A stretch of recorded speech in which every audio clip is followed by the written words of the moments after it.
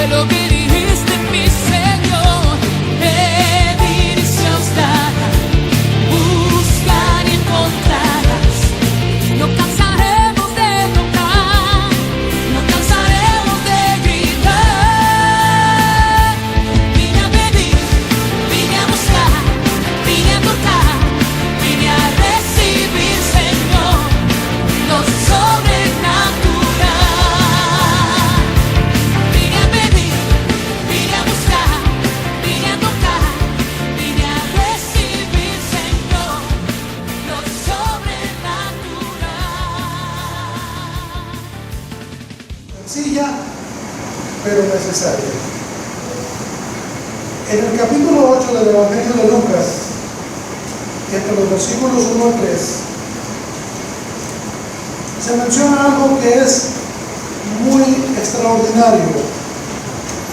Es algo muy inusual y también extraordinario. ¿Sabe? En los días de Jesús y antes, el panorama social o el ambiente social que se vivía en el Oriente era que la mujer, todas las mujeres, tenían un papel secundario, cuando mucho, secundario. Normalmente ni siquiera eso indicaba. La mujer era un objeto, o era un instrumento, o era algo que solamente podía servir básicamente para tres cosas.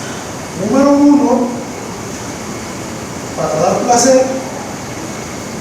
Número dos, no cree que el número uno es ese exactamente, cualquiera puede ser uno, ¿verdad? Número dos, para tener hijos. Y número tres, para hacer las labores de la casa. Punto. No habría otra forma, no habría otra manera en que la mujer pudiera tener una participación importante dentro de esa sociedad machista. Y quiero decirles que a través de la historia, en muchas latitudes, exactamente es la misma situación, la misma cosa. La mujer ocupa un papel secundario. La palabra de Dios no dice eso. La palabra de Dios no dice que la mujer sea una figura de segunda categoría o de segunda clase. La palabra de Dios dice que la mujer es ayuda idónea para el hombre y por lo tanto es alguien que está perfectamente diseñado para servir con un propósito.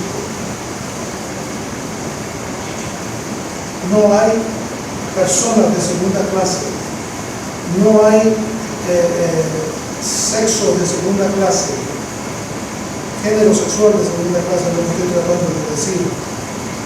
La mujer es tan de primera como el hombre, tan de primera como el hombre. Pero las estructuras sociales son eso. Las estructuras sociales también imponen, mandan, y especialmente en las sociedades machistas, pues esto es pan de Dios.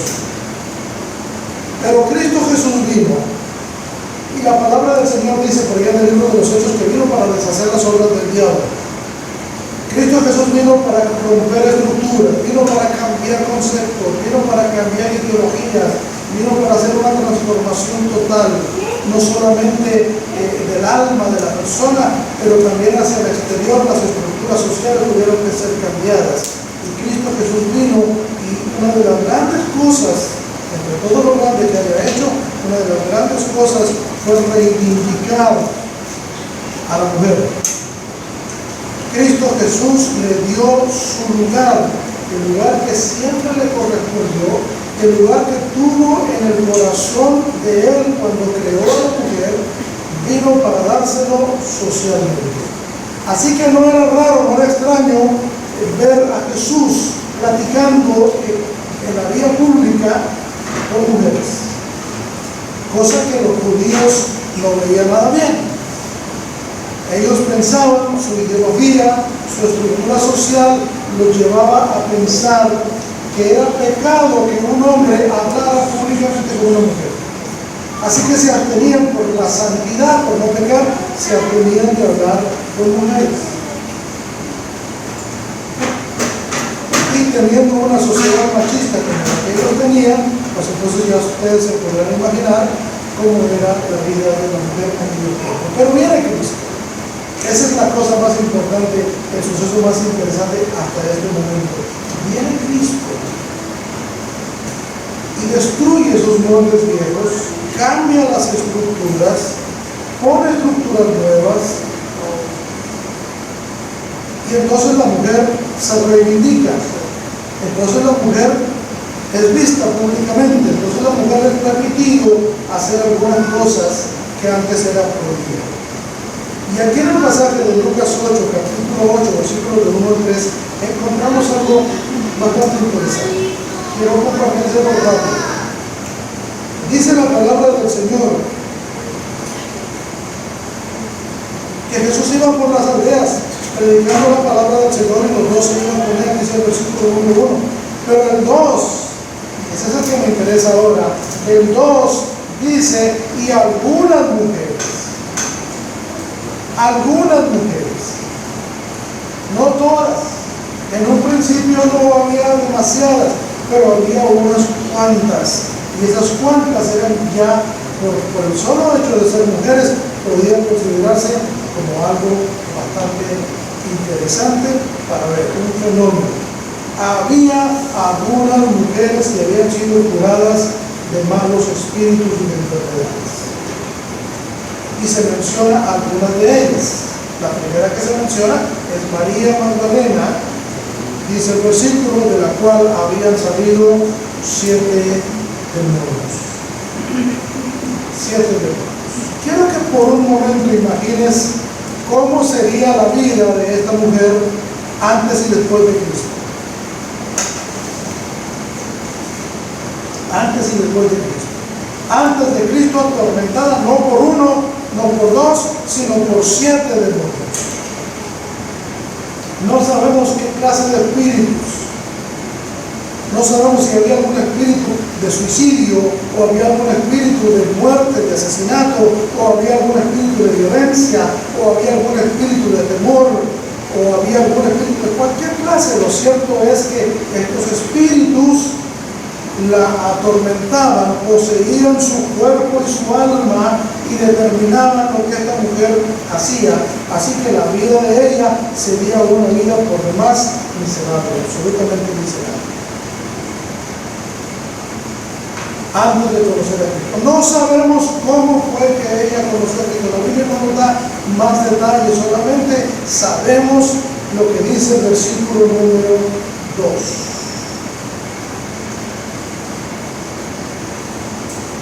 Esta mujer, llamada María Magdalena, en alguna manera conoció a Cristo Jesús. No se sabe, algunos piensan que esta mujer es aquella que entró a la casa de aquel fariseo que invitó a comer a Jesús, y que, viendo la puerta abierta, se metió sabiendo que Jesús había entrado ahí, y vino y derramó su alma delante del Señor, y con sus cabellos secaba las lágrimas que mojaban los pies de Cristo Jesús, y besaba aquellos pies santos. Y Simón, el fariseo, decía: si este hombre fuera profeta, pensaba, si este hombre fuera profeta, sabría que esta mujer es pecadora. Algunos piensan que María había sido una mujer pecadora, entiéndase por este sentido, prostituta. No sabemos realmente qué pasó. No sabemos en qué momento del ministerio de Cristo Jesús fue hecho ese contacto, fue realizada esa presentación, si en medio de una multitud donde Jesús estaba hablando, habló la palabra, y la palabra fue y impactó la vida de esta mujer. No sabemos si fue una relación directa y personal, no sabemos si fue pública o privada, no sabemos más. Pero realmente no nos interesa saber más. La única cosa que nos interesa es que la palabra del Señor utiliza la Biblia utiliza una palabra que técnicamente no sé dónde ubicarla, pero dice de la cual habían salido 7 demonios. Esto significa que aquellos demonios ya no existían, ya no estaban ahí. Ya no eran nido su cuerpo o su vida, no eran nido de demonios. Así que dije, es interesante pensar cómo sería la vida de esta mujer antes y después. Prácticamente Jesús le había salvado la vida. Ahora, para que ustedes tengan más o menos una idea y le den cuerpo a esto, imagínense, figúrense que en la antigüedad, no sé ahora todavía, pero en la antigüedad, aquí en el Oriente, era normal que cuando una persona le salvaba la vida al otro, en cualquiera de las circunstancias que pudiera darse, cuando una persona le salva la vida a otro, ese otro, el salvado, le daba su vida al que lo salvó. Literalmente le daba su vida. Se convertía así, por voluntad propia, en su esclavo. Esa era una práctica muy común en Oriente en tiempos antiguos. No sé ahora si todavía sigue igual, si esté vigente. Partiendo de esa costumbre de los pueblos antiguos, nosotros podemos entonces imaginar ahora a María. Cristo Jesús le salva la vida. ¿Y saben lo que hace María? María le entrega su vida a Cristo Jesús. Le entrega su vida, se la da. María voluntariamente se convierte en una esclava del Señor Jesucristo. Eso es lo que pasó. Pero no solamente era María. El versículo número 3 también menciona a otras mujeres. Menciona a una que se llamaba Juana, mujer de Chuza, que era un hombre que trabajaba en el gobierno, y menciona a Susana. Y por sin nombre dice, y otras muchas que le servían a Jesús. De este pequeño pasaje yo saco una conclusión. No existe ninguna posición disponible con Cristo Jesús, sino solamente la de esclavo, la de siervo. No hay otra posición. O sea, cualquiera que esté pensando que va a tener una posición diferente, se lo digo ahorita, está mal, está pensando mal. No está pensando con la cabeza, está pensando con otra cosa. La única posición disponible con Cristo es el esclavo. ¿Por qué razón? Por esa disposición que debemos tener nosotros de ingratitud porque nos ha salvado la vida. A nosotros tal vez no nos sacó 7 demonios,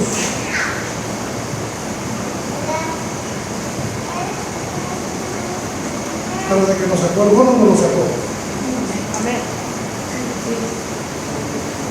Si no tuviéramos a Cristo Jesús, nosotros seríamos los candidatos número 1 para el infierno. Si no tuviéramos a Cristo Jesús, nuestra vida sería miserable.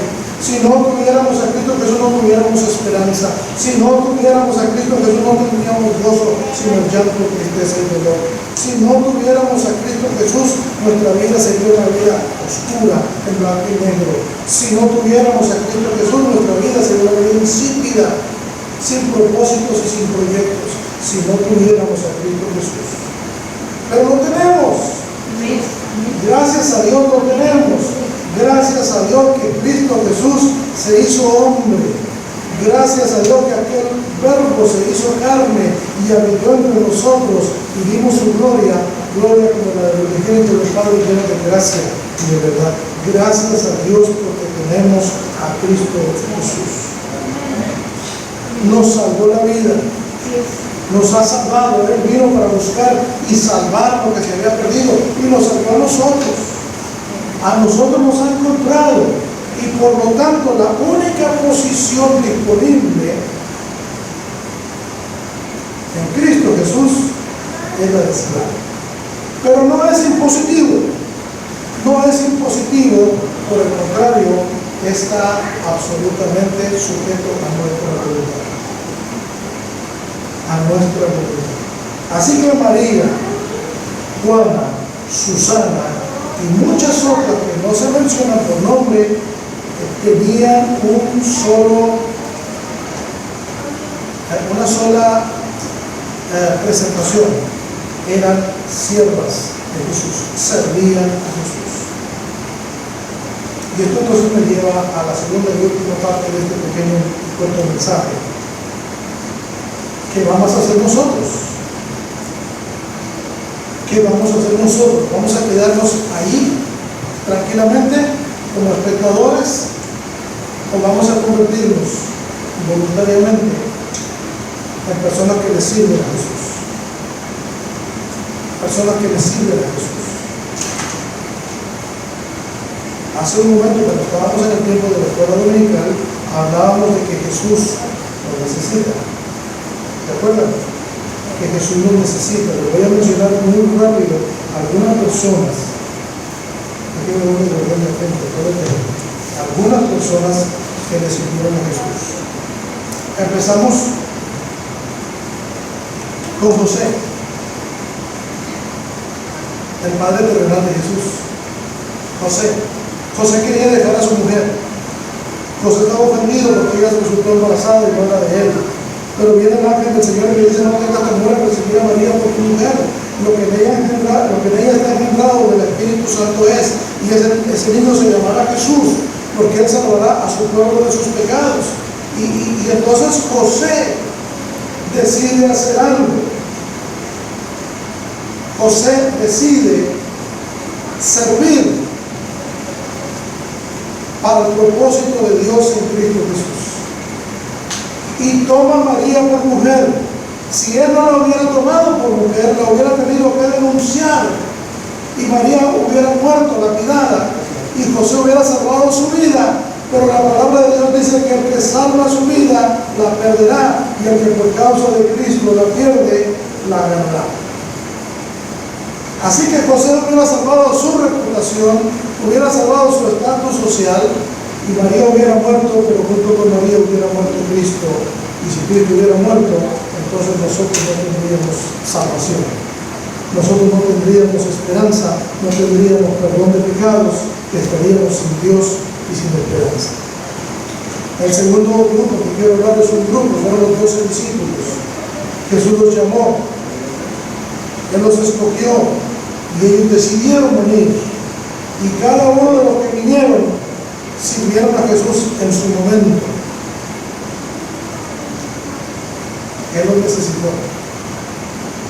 Después encontró a una familia, para que veamos que no solamente trata con individuos, pero encontró una familia, la familia de Marta.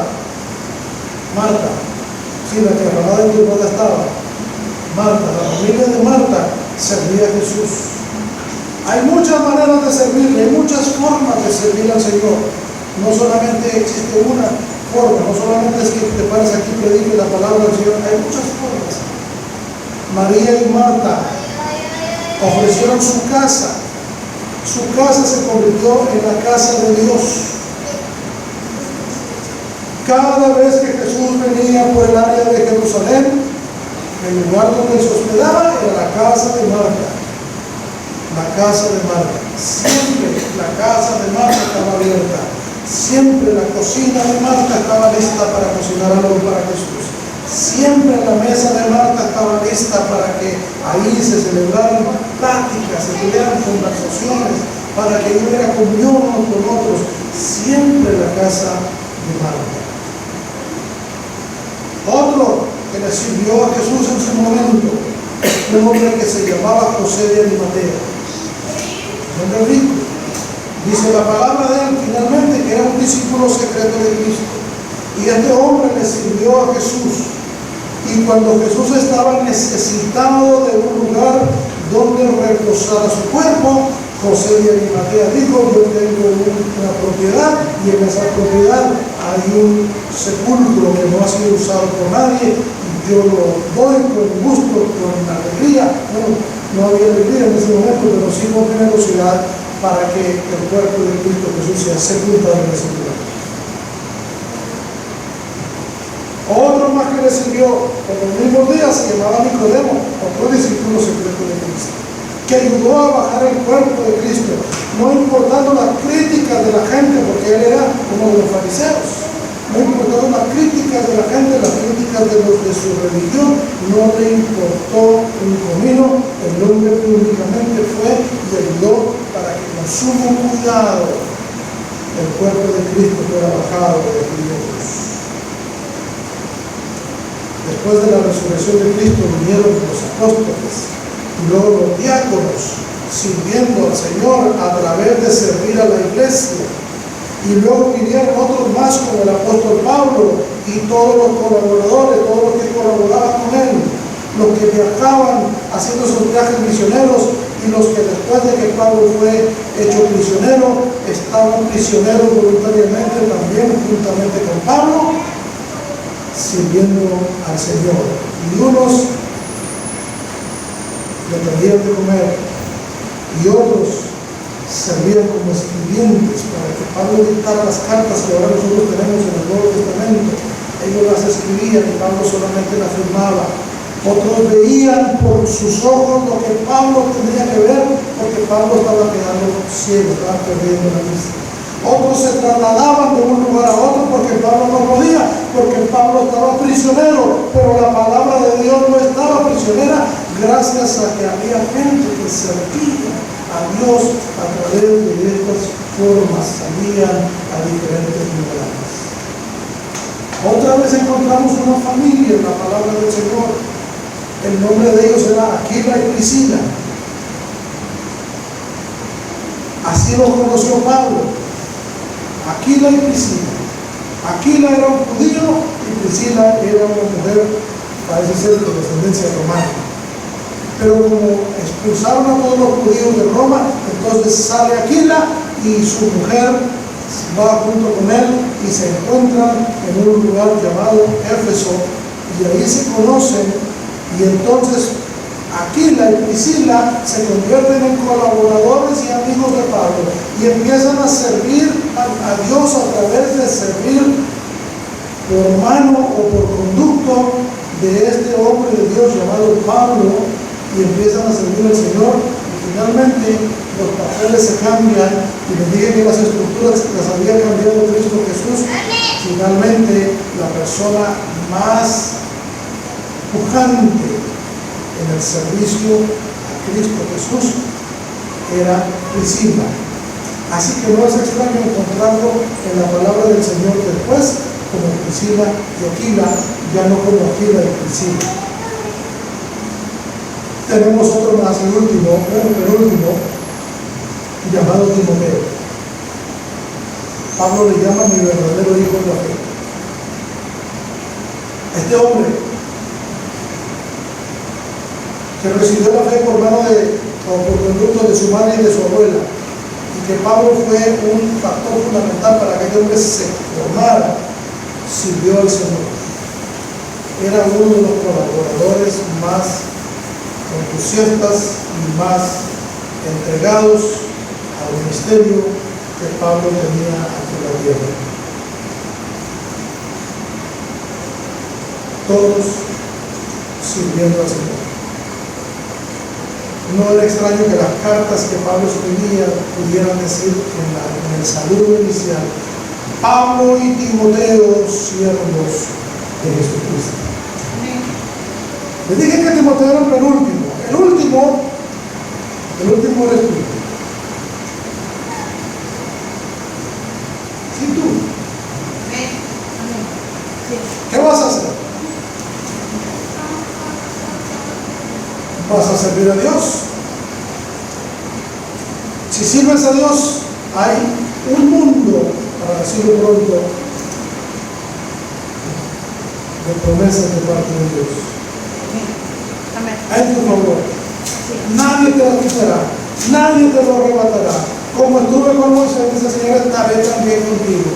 Te convertirás en una persona de la cual yo le llamo más que vencedor, dice Dios.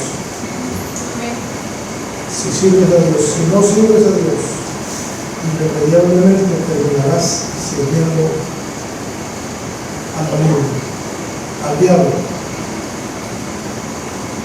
Y eso es otra historia. ¿Cuántos ¿Cuántos deciden servir al Señor? Te platico algo rápido.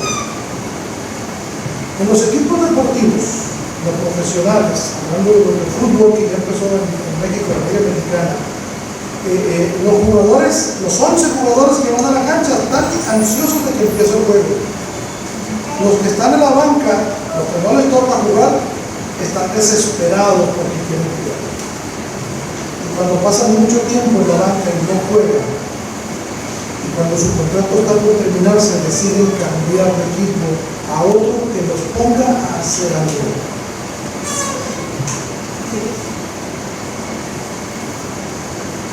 Quiera Dios que ese mismo espíritu, ese mismo fervor, esa misma intención, ese mismo deseo hubiera en todos los cristianos. Señor, yo quiero hacer algo.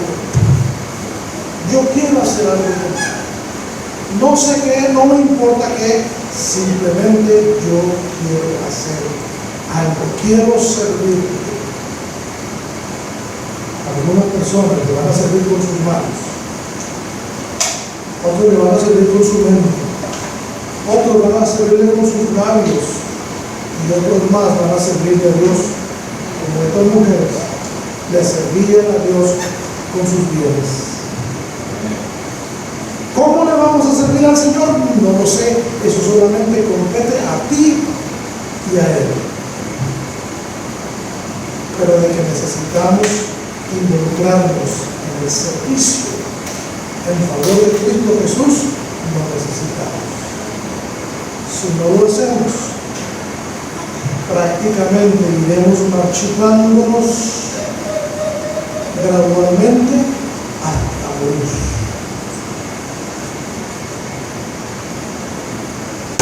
Amén.